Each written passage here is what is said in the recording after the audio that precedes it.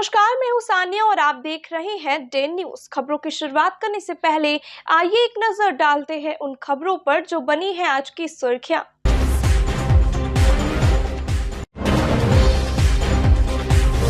Examination centre से छात्रा का अपहरण, पटना एयरपोर्ट पर पकड़ा गया आरोपी, लड़की की हुई सकुशल बरामदगी।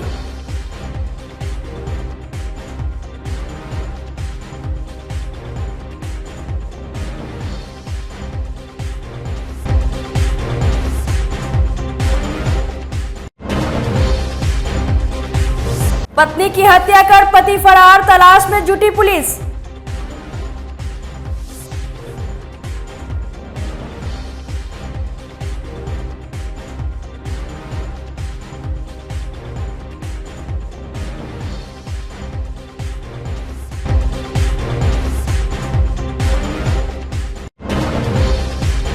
और पड़ोसियों के बीच हुई चाकूबाजी में एक की मौत, दूसरा घायल। घटना के बाद से इलाके में है तनावपूर्ण माहौल।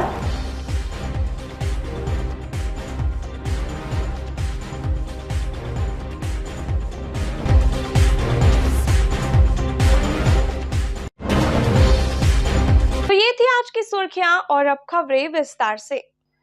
मुजफ्फरपुर में अवैध संबंध का विरोध करने पर पति ने पत्नी की गला दबाकर हत्या कर फरार हो गया। घटना मोतीपुर थाना क्षेत्र के मेघुआ मोसंडी गांव की है। सूचना मिलने पर पहुंची पुलिस ने 26 वर्षीय माला देवी का शव को कब्जे में लेकर पोस्टमार्टम के लिए SKMCH भेज दिया। मायके में कोहराम मचा हुआ है। मृतका के भाई मीनापुर थाना क्षेत्र के मझुआ निवासी भागीरथ कुमार ने बताया कि उसका बहनोई रंजीत दास आए दिन नशा पान कर बहन को प्रताड़ित करता था। बार बार उसे दूसरी शादी करने की धमकी देता रहता था। बीच बीच में किसी दूसरी महिला को घर भी ले आता था। बहन विरोध करती थी तो उसकी पिटाई कर मुंह बंद कर देता था। घटना के दिन भी उसकी बहन की पिटाई की गई और रात में गला दबाकर हत्या कर दी गई। मामले की जांच में पुलिस जुट गई है। मामला तो यही है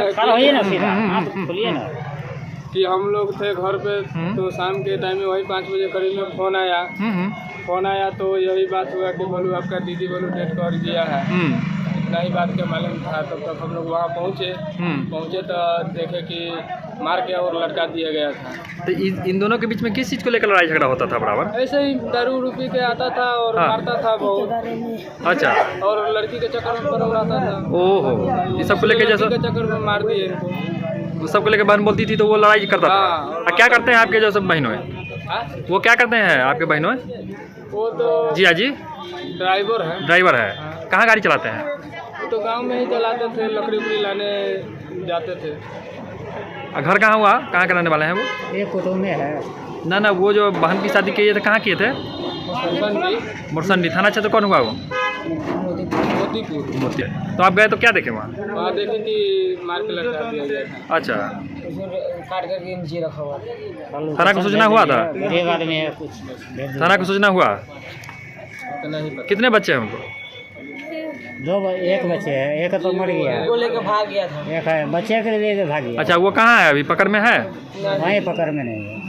घटना हम तो घर पे थे और हमारे पास बड़े वाला मोबाइल था। वो मैंने गया सब्जी बेचने और फ़ोन करके कोई आदमी कहाँ से आपको दी डेट कर गया है।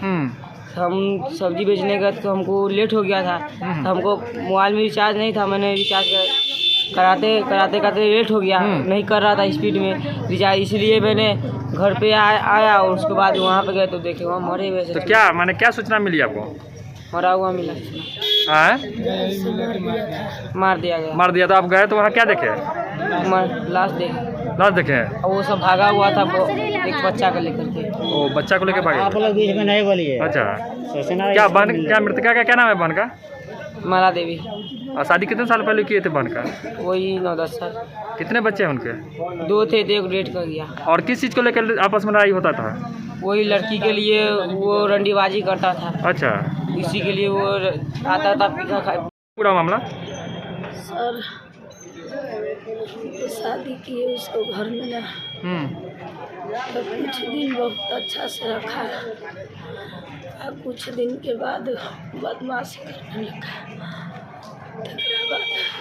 उस पर हम केस किए। टाइट से बोलिए, टाइट से। मार खोल के बोलिए ना थोड़ा। हुआ।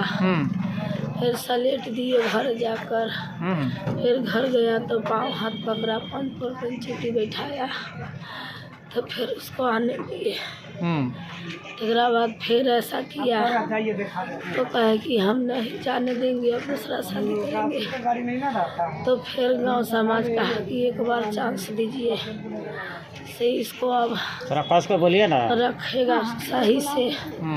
तो एक मुसहरनिया के लिए आया हमारे घर पर, चौक पर क्वार्टर में रख के उसको बलात्कार किया। तो हमारे समाज देखा तो उसको मारने जा रहा था, तो कोई चिन्हा तो कहा कि इसे नहीं, फल्ला को दामाद है, छोड़ दो। तो सब छोड़ दिया।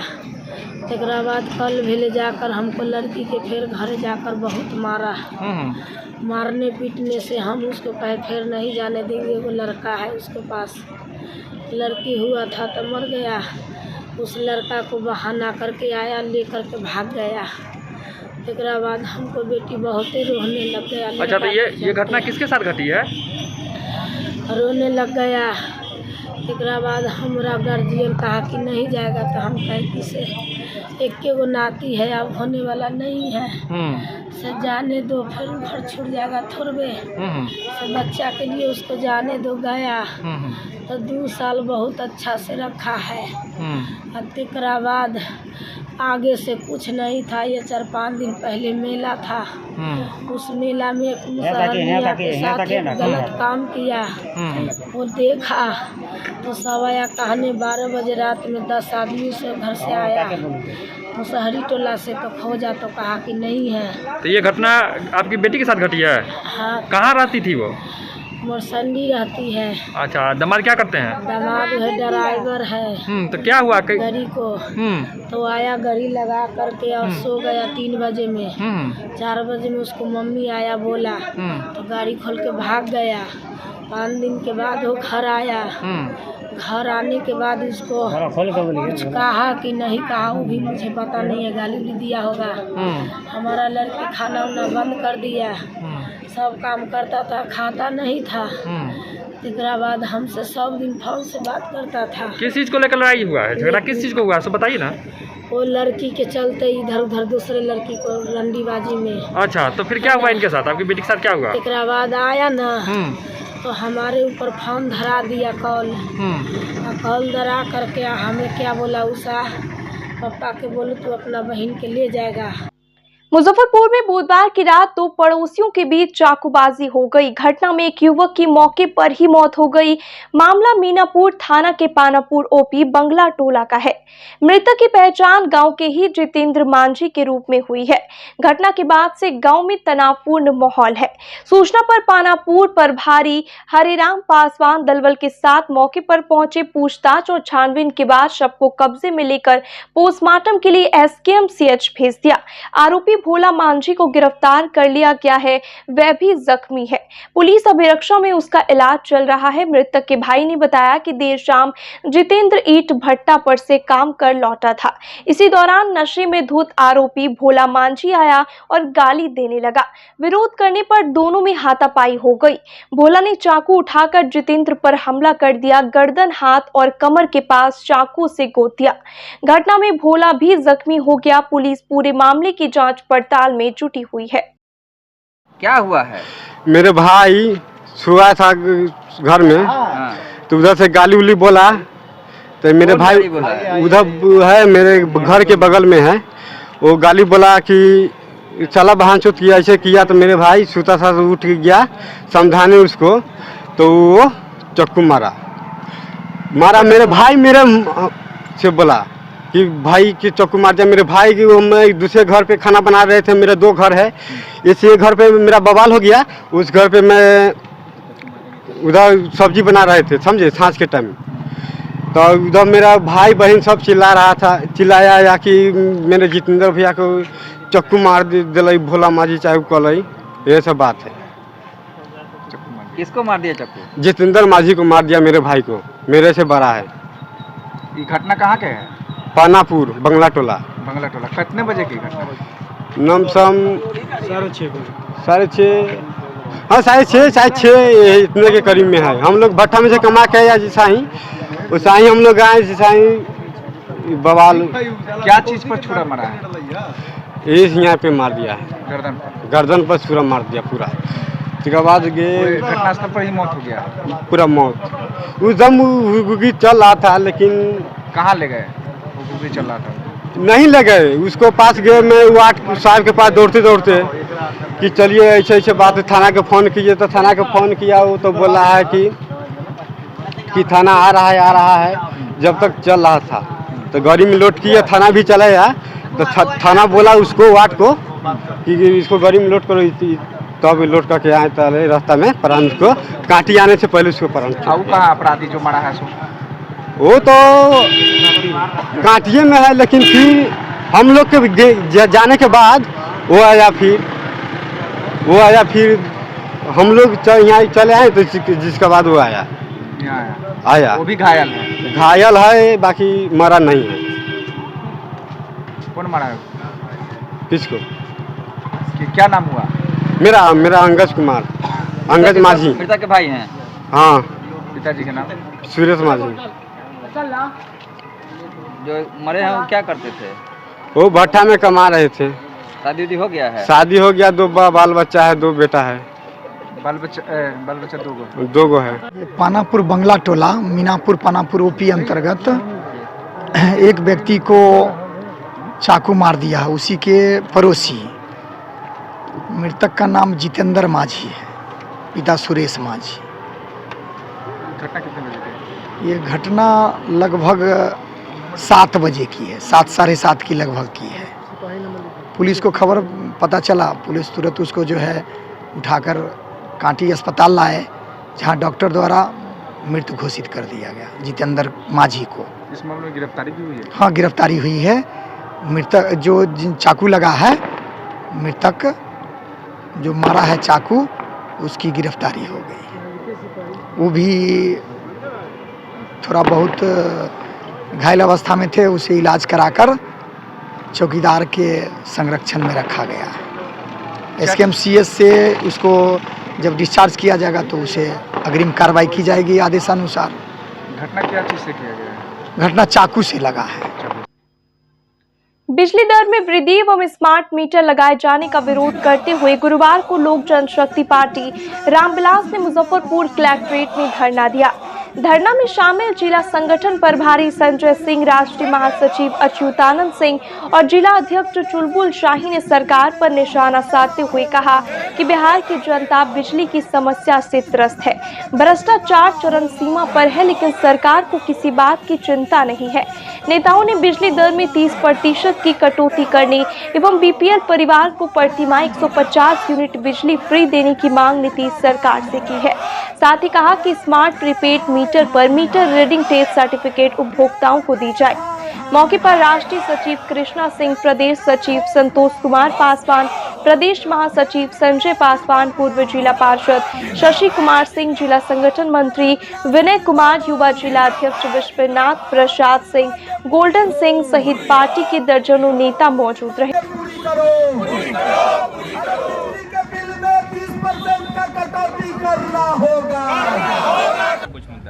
देखिए, आज लोक जनशक्ति पार्टी रामविलास बिजली के विभिन्न मुद्दों को लेकर समाहरणालय में आज 1 दिवसीय धरना का कार्यक्रम हम लोगों ने आयोजित किया है। बिजली का जो मांग है हम लोगों का, वो बिजली के बिल में जो 40% का बढ़ोतरी करने पर सरकार विचार कर रही है, उस विचार के खिलाफ हम लोगों का यह कहना है कि बिजली के बिल में 30% का कमी की जाए, जिससे कि बिहार में किसान और छोटे छोटे जो उद्योग हैं उसको सहूलियत हो और किसी भी राज्य को विकास करने में बिजली का बड़ा अहम योगदान होता है। और अगर आप बिजली का दर बेतहाशा बढ़ाते चले जाएंगे तो एक दिन ऐसा समय आएगा कि जितने भी कल कारखाने हैं हमारे यहाँ वो सब पलायन कर जाएंगे या फिर बंद हो जाएंगे, तो फिर बेरोजगारी जो है वो चरम सीमा पर चली जाएगी। साथ ही हम लोगों का मांग है कि जो बीपीएल परिवार है उसको 150 यूनिट बिजली ये फ्री गवर्नमेंट मुहैया करावे और ये 30% बिजली के दर को कम करे। इन्हीं सब मांग को लेकर और एक चीज़ आपको और बताना चाहते हैं, सरकार अभी कहती है कि लालू जी के शासनकाल में बिजली का कहीं नामो निशान नहीं था और तत्कालीन सरकार माननीय नीतीश कुमार जी ने बिजली का काम पूरे सूबे बिहार में पूरी मुस्तैदी से कराया, ऐसा उनका कहना है। अगर आप पूरी मुस्तैदी से बिजली पर काम किए हैं और सभी ट्रांसमिशन लाइन में आप समुचित व्यवस्था किए हैं तो जो ट्रांसमिशन लॉस आपका जा रहा है वो क्यों जा रहा है? लोक जनशक्ति रामविलास पूरे प्रदेश में सभी जिला मुख्यालय में बिजली के दामों में होने वाले बढ़ोतरी के विरुद्ध धरना, एक दिवसीय धरना प्रदर्शन जो है सो कर रही है। इसमें मेन मुद्दा ये है कि बिजली जो हम लोग खरीदते हैं, जो बिहार सरकार खरीदती है, वो दूसरे राज्यों की अपेक्षा ज़्यादा दर पे जो है सो बिजली खरीदती है। जैसे उड़ीसा है, उड़ीसा में बिजली 2 रुपये 61 पैसे खरीद होती है और वही बिजली हम लोग 4 रुपये 24 पैसे खरीद करते हैं। तो हम लोग का मेन मुद्दा है कि बिहार सरकार जो बिजली खरीदती है वो ज़्यादा दाम में क्यों खरीदती है, ये तो पहला बात है। और इसके वजह से हमको 5278 करोड़ रुपए का नुकसान हो रहा है, जिसका भार की हमको जनता पर जो है सो पड़ रहा है। दूसरा मेन मुद्दा है कि बिजली विभिन्न कार्यालयों में लगभग 3000 करोड़ रुपया जो है सो बकाया, एक साल में 3000 करोड़ रुपया बकाया जो है बिजली बिल बाकी है, इसको जो है सो सरकार नहीं वसूल रही है। और तीसरा सबसे बड़ा मुद्दा है कि ट्रांसमिशन लॉस, स्टैंडर्ड जो है सो ट्रांसमिशन लॉस 15% का है और हमारे बिहार में जो है सो ट्रांसमिशन लॉस करीब 25% का है। और इसका मतलब हुआ कि हमारा जो रखरखाव है, हमारा जो बिजली का रखने का तरीका है वो सही नहीं है। और इन सब वजह, ये तीनों कारण के वजह से बिजली के दामों में 40% की बढ़ोतरी सरकार करने जा रही है। आखिर जो गलती सरकार या सरकार के अधिकारी कर रहे हैं, ये 5000 करोड़ ज़्यादा दे करके क्यों हम बिजली खरीद रहे हैं, इसमें कहीं ना कहीं एक बहुत बड़े घोटाले की आशंका है। भाई आर के राष्ट्रीय अध्यक्ष आदरणीय श्री चिराग पासवान जी के निर्देश पर पूरे बिहार में आज महाधरना का कार्यक्रम है। महाधरना का कार्यक्रम है कि भाई बिजली बिल में जो बढ़ोतरी है उसको समाप्त किया जाए और जो बिजली बिल जनता को दे रहे हैं उस पर 30% कटौती किया जाए और जो बीपीएल परिवार के लोग हैं उसको 150 यूनिट तक के बिजली फ्री दिया जाए, जैसे दिल्ली या अन्य हिमाचल प्रदेश या अन्य प्रदेश में दिया जाता है। उसके बाद जो आपका कॉल सेंटर है, कोई जनता को दिक्कत हुआ तो आपका कॉल सेंटर आप दे दिए कि इतना नंबर 112 नंबर पर आप फ़ोन करिए, वो कोई फ़ोन रिसीव आज तक नहीं किया। तीसरा है कि मनमानी है, जिस पर चाहे जेई और एसटीओ केस करके और जुर्माना भर देता है, उसका कहीं सुनवाई नहीं कर रहा है। और चौथा है कि सबसे बिजली बिल अन्य राज्यों में कहीं 4 रुपये कहीं 6 रुपये खरीदा जाता है, कहीं 4 रुपये कहीं 5 रुपये खर्च जाता है, यहाँ 6 रुपये खरीदा जाता है और 8 रुपये बेचा जाता है। देश के किसी भी राज्य में ऐसा स्थिति नहीं है। इसलिए बिहार सरकार से मांग है कि महामहिम राज्यपाल के माध्यम से कि बिहार सरकार बिजली बिल में 30% की कटौती करे, जो बढ़ोतरी कर रहा है वो बढ़ोतरी नहीं करे, साथ ही वो ट्रांसमिशन को ठीक करे और कॉल सेंटर को भी ठीक करे। नहीं मुजफ्फरपुर सदर अस्पताल परिसर में बाइक चोरी की बढ़ती घटना पर लगाम लगाने के लिए बाइक के प्रवेश के साथ उसके नंबर की एंट्री और टोकन सिस्टम शुरू किया गया है। गुरुवार से बाइक चालक को एक कूपन दिया जा रहा है। जब वे वापस होंगे तो उनको कूपन गार्ड रूम में जमा करना होगा। सिविल सर्जन डॉक्टर यूशी शर्मा ने इस नियम को शुरू कराया है। सुरक्षा पर हरियों ने कूपन देना शुरू कर दिया है। सीएस ने बताया कि मरीज और उनके स्वजन सरकारी कर्मी को अपनी बाइक या वाहन लेकर आने की इजाजत है। शिकायत मिल रही थी कि कुछ असामाजिक तत्व परिसर में बाइक लगाकर यहां से चले जाते हैं। बाइक चोर भी सक्रिय रहते हैं, मौका मिलते ही गाड़ी की चोरी कर लेते हैं। गार्ड प्रभुनाथ सिंह ने बताया कि नई व्यवस्था का सख्ती से पालन किया जा रहा है। सुरक्षा प्रहरी प्रभारी पीएन सिंह की देखरेख में सुबह से लेकर देर रात तक कूपन वितरण किया जा रहा है। पहले दिन लगभग 900 कूपन दिया गया। जो है सो यहाँ पे बाइक बहुत काफ़ी मात्रा में चोरी हो रहा था, इसलिए यहाँ पर सीएस साहब के माने अनुसार जिससे बतलाए हैं कि यहाँ कूपन सिस्टम ही ठीक रहेगा। दूसरा नंबर हमारे मालिक जो हैं गोस्वामी जी की तरफ से भी एक सिस्टम में लाया गया है कि ये सिस्टम जो है ठीक रहने पर चलने पर चोरी नहीं होगा, कूपन सिस्टम। इसलिए हमने क्या किया हूँ कि आज से इस पर ज़्यादा से ज़्यादा हम लोग सख्त किए हुए हैं कूपन का। बिना कूपन को नहीं हम छोड़ते हैं, नहीं बिना कूपन को हम अंदर जाने दे रहे हैं। यहाँ कितना कूपन कटा गया है? यहाँ पर कम से कम लगभग हमको 900 के करीब करीब कूपन कटा गया है।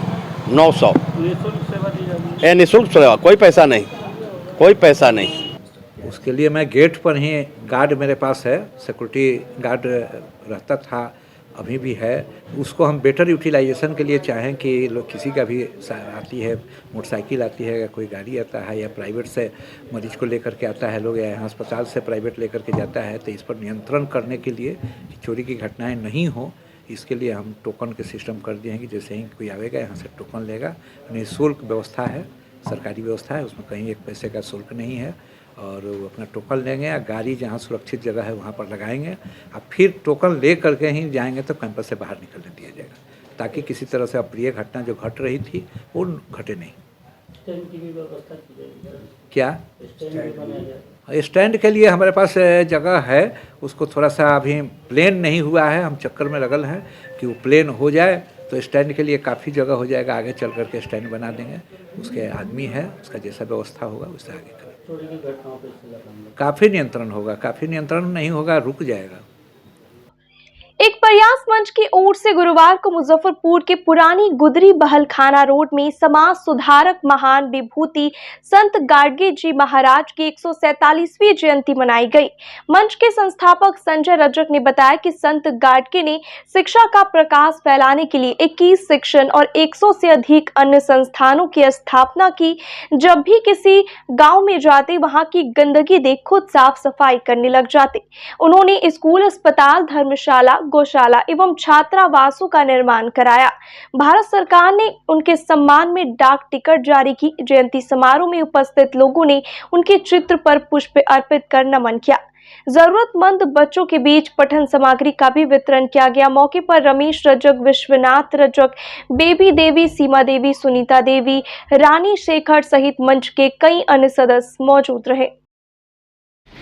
आज एक प्रयास मंच के द्वारा पुरानी गुदरी बहलखाना रोड स्थित एक प्रयास मंच कार्यालय में सामाजिक शिक्षक व समाज सुधारक व्यक्ति संत गाडगे जी महाराज जी की 147वां जयंती कार्यक्रम का आयोजन किया गया।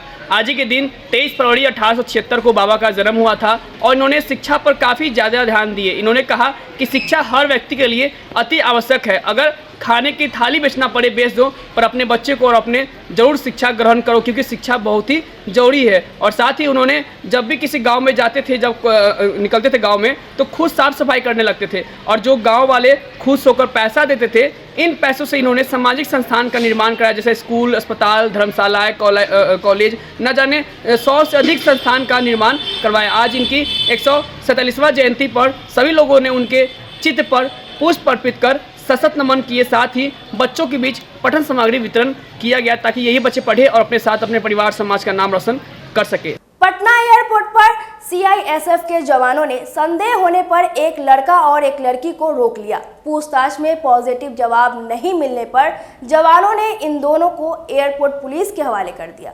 जब पुलिस इन दोनों से पूछताछ की तो मामला अपहरण का निकल गया। पुलिस ने लड़की के परिवार वालों को सूचित कर दिया। परिजन भागे भागे मुजफ्फरपुर से पटना एयरपोर्ट पहुंच गए। वहां बताया कि पकड़े गए लड़के ने लड़की का अपहरण किया है। 21 तारीख को लड़की मैट्रिक का एग्जाम देकर सेंटर से निकली। उसी वक्त लड़के अपने 4 दोस्तों के साथ बोलेरो गाड़ी से उसका अपहरण कर लिया। 4 दोस्तों में एक लड़की भी शामिल थी। छात्रा को शादी या विदेश ले जाकर बेच देने के लिए अपहरण किया है। एयरपोर्ट पुलिस ने लड़की को परिजनों के हवाले कर दिया। जानकारी मिलने पर मुजफ्फरपुर पुलिस पटना जाकर लड़के को अपने कस्टडी में ले लिया। गिरफ्तार युवक के मोबाइल से पुलिस को कई आपत्तिजनक वीडियो, फोटो और रिकॉर्डिंग मिले हैं। नगर थानेदार श्रीराम सिंह ने बताया कि छात्रा और आरोपी युवक दोनों पारो इलाके के रहने वाले हैं। लड़की को लेकर वह कोलकाता जाने के फिराक में था, लेकिन दोनों के 2 समुदाय के होने पर CISF के जवानों को संदेह हुआ और दोनों पकड़े गए। मुजफ्फरपुर आकर छात्रा के परिवार वालों ने नगर थाने में युवक के खिलाफ अपहरण का केस दर्ज करा दिया है। पुलिस पूरे मामले की गहराई से छानबीन में जुट गई है। लड़की परीक्षा देने के लिए रमेश्वर सिंह कॉलेज के पास आई थी। 21 तारीख को मैट्रिक की परीक्षा दे रही थी। 12 बजे दिन में मोहम्मद एजाज और उसके अन्य 2-3 साथियों के द्वारा अपहरण कर ले जाया गया। वहाँ पकड़ा गया। वहाँ से फिर हम लोग लाए, प्राथमिकी दर्ज किए, मुदाले को जेल भेज दिया गया। लड़की का 164 के बयान के लिए हम लोग माननीय न्यायालय में ले जाने का मनसा तो कोई ऐसा उस ढंग का कन्फेस नहीं किया, लेकिन नाबालिग का अपहरण तो किया है। धर्म परिवर्तन की बात बताई जाए ना, ऐसा कुछ अभी नहीं। इतना कहाँ मौका मिला। अभी तो मैंने यहाँ बैठाया, वहाँ गया तो वहाँ के पुलिस को शक हुआ देखकर। गुरुवार को मुजफ्फरपुर समाहरणालय गेट पर तैनात होमगार्ड जवान अमरनाथ पासवान का बाइक लेकर भाग रहे एक युवक को लोगों ने खदेड़ कर पकड़ लिया और उसकी जमकर पिटाई कर दी। सूचना पर पहुंची नगर थाने की पुलिस ने आरोपी युवक को भीड़ से छुड़ाकर अपने कब्जे में ले लिया। उसकी पहचान चंदवाड़ा सोडा गोदाम चौक निवासी मोहम्मद ताज के रूप में हुई है। पुलिस की माने तो वह पहले भी बाइक चोरी के आरोप में जेल जा चुका है। पुलिस ने उसके पास से एक मास्टर चाबी भी बरामद किया है। नगर थानेदार श्री राम सिंह ने बताया कि उससे पूछताछ कर उसके गिरोह का पता लगाया जा रहा है। पकड़ाया कि ना? अजी क्या हुआ था? देखिए, हम मैंने भीड़ भाड़ बहुत थी गेट पर। हम DM आवास के ऑफिस के गेट के बगल में ड्यूटी करते हैं। सहारा पार्क के गेट के बगल में गाड़ी लगाए हुए थे और जब हम आके भीतर वही जंग थे तो देख रहे हैं से एक आदमी गाड़ी के अथी लेके बस गरियावा लेके भाग रहा है। बस हम हल्ला करते हुए दौड़ गए IG साहब के नज़दीक तक। बाबा किन्ने गया से अभी तक तो यहाँ हम आ गए, लेकिन हाँ खतरा है। सब लोग हमारे प्रेसे वाले भाई लोग सब लोग खतरा है। अच्छा, कहाँ का लड़का लेके भाग रहा था, कुछ पता चला? वो ना अभी कुछ नहीं पता चला है। कौन गाड़ी था आपका? ग्लैमर 5466। CCTV वगैरह लगा हुआ है? अब न वो तो हम नहीं जानते हैं। मुजफ्फरपुर हाजीपुर रेलखंड पर चलती ट्रेन से एक यात्री का मोबाइल झपट्टा मारकर भाग रहे एक शातिर को लोगों ने पकड़कर जमकर पिटाई कर दी। घटना काजी मोहम्मदपुर थाना इलाके के मझोलिया रेलवे गुमटी के पास की है। छिनताई के दौरान पीड़ित चलती ट्रेन से गिर गया। गनीमत रही कि ट्रेन की गति काफी धीमी थी, इसलिए वह मामूली रूप से जख्मी हो गया। सूचना पर पहुंची पुलिस ने आरोपी युवक को भीड़ से छुड़ाकर अपने कब्जे में ले लिया। पुलिस उसके नाम पते का सत्यापन करने में जुटी है। ये ट्रेन इधर से जा रही थी हाजीपुर के रास्ते से मुजफ्फरपुर के लिए। तो ट्रेन था और ट्रेन ज्यादा स्पीड नहीं था, स्लो था। तो ये लड़का क्या किया, 2 लड़का था, एक नहीं 2 लड़का था, एक ये साइड एक ये साइड था। तो गेट पे जो बंदा रहता है उसको हाथ में मोबाइल था, जो पकड़ा है वो बंदा गिर गया है। वो लगभग कुछ दूर तक घिसटा गया है। उसके बाद ये भागा है वो लड़का, फिर ट्रेन स्लो हुआ है। उसके बाद लड़का ट्रेन में बैठ कर चला गया है। इसके फिर हम लोग पकड़ के स्थानीय लोग पकड़ के उसको रखे हुए हैं। उसके बाद 112 पर कॉल किए हैं, कंप्लेन किए हैं। उसके बाद मैम उधर फोन किए हैं। फिर यही सब। हाँ, वो गिर गया तो घसटा उधर मर जाता, वो चक्का के अंदर आ जाता। ये चीज हो गया था, वो चक्का के अंदर आ जाता, वो ऐसा हो गया था, स्थिति खराब हो गया था। अभी कुछ प्राप्त नहीं हुआ है। ट्रेन जा रही थी तो उसी में छीन-छान किया है, इसलिए पकड़ के ले जा रहा है। जो जिसका मोबाइल तो ट्रेन से गिरा है क्या? हाँ, ट्रेन से गिरा है। बिहार में लगातार हो रही अपराध की घटना के विरोध में गुरुवार को भाजपा नेताओं ने मुजफ्फरपुर समाहरणालय में धरना दिया। इस दौरान भाजपा नेताओं ने नीतीश सरकार पर जमकर निशाना साधा। धरना में शामिल बिहार विधानसभा के नेता प्रतिपक्ष विजय कुमार सिन्हा, पूर्व मंत्री सुरेश शर्मा, राम सूरत राय, विधायक राजू सिंह, जिला अध्यक्ष रंजन कुमार सहित कई भाजपा नेता और कार्यकर्ता मौजूद रहे।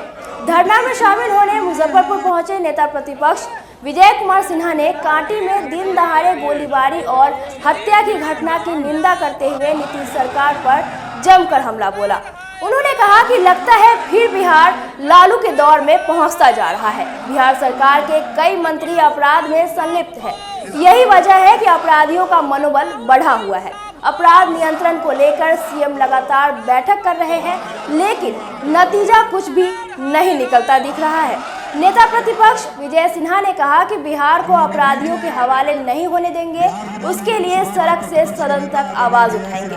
2024 में जनता इसका जवाब देगी। सिन्हा ने कहा कि हत्या की घटना हुए इतने दिन हो गए, लेकिन मुख्य आरोपित मंत्री इजराइल मंसूरी का एफआईआर में अब तक नाम भी नहीं जोड़ा गया है। बिहार में बढ़ते अपराध को लेकर बीजेपी नेताओं ने आईजी को ज्ञापन सौंप निष्पक्ष जांच कराने की मांग की। लेकिन सब जगह उपलब्ध है, कहीं भी लोग फोन करके आसानी से मंगा देते हैं और सब दारू का सेवन कर रहे हैं, लेकिन सरकार पर कोई चार्ज देख नहीं रही है। गरीब लोगों को सिर्फ परेशान कर रही है। आप देख रहे हैं कि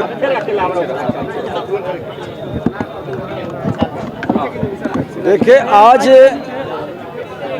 राहुल साहनी की हत्या और उसके परिवार के द्वारा यहाँ के माननीय मंत्री इजराइल मंसूरी जी का नाम देना और उसको बचाने के लिए एफआईआर नहीं करना और इस तरह से अपराधियों का मनोबल बढ़ाना, दर्जनों हत्या, अपहरण, लूट, बलात्कार, रंगदारी का खेल यहाँ हो चुका है और इस पर एक्शन नहीं लेकर के आज शराब के नाम पर झूठे लोगों को फंसाने का खेल खेलना और जो दोषी है, जो सत्ता में बैठा हुआ अपराधी है, उसको बचाने का खेल, कहीं ना कहीं प्रशासन पर दबाव, इन तमाम मुद्दों को लेके बैठे हैं। ये लड़ाई अब सड़क से सदन तक जाएगी और ये भ्रष्टाचारी अपराधियों की और भ्रष्टाचारियों की सरकार जिस तरह से मुजफ्फरपुर, पटना, आरा, समस्तीपुर, आपके छपरा, गोपालगंज, सिवान, हर जगह, बेगूसराय, हर जगह अपराधियों का मनोबल चरम पर पहुंचा। हर दिन जनप्रतिनिधि मारे जा रहे हैं, आम लोगों की हत्या हो रही है, रंगदारी मांगा जा रहा है, पत्रकारों पर हमला हो रहा है और जो न्यूज को सही रूप से दिखाता है उस पर ही एफआईआर करके और किसी न किसी बहाना बना के प्रताड़ित करना। इस तरह की तमाम घटनाओं को लेकर के आज सरकार के विरुद्ध, शासन प्रशासन के विरुद्ध हम लोग एक दिवसीय धरना का कार्यक्रम में बैठे हैं। इससे भी बड़ा जन आंदोलन करेंगे। ये कांटी वाला प्रकरण को लेकर क्या कुछ है जिस पर मंत्री पर आरोप है? निश्चित तौर पर मंत्री के इशारे पर ही हत्या का उनके परिवार के लोग, हमने खुद गया था मिलने और उसको तुरंत इमीडिएट एफआईआर होनी चाहिए, मंत्री को बर्खास्त करनी चाहिए, उसकी गिरफ्तारी होनी चाहिए और इस तरह की घटनाओं का ये माफियागिरी चला रहे हैं। इस तरह के माफियागिरी चलाने वाले सत्ता में बैठे लोगों के विरुद्ध उच्च स्तरीय जांच होनी चाहिए। इसकी तो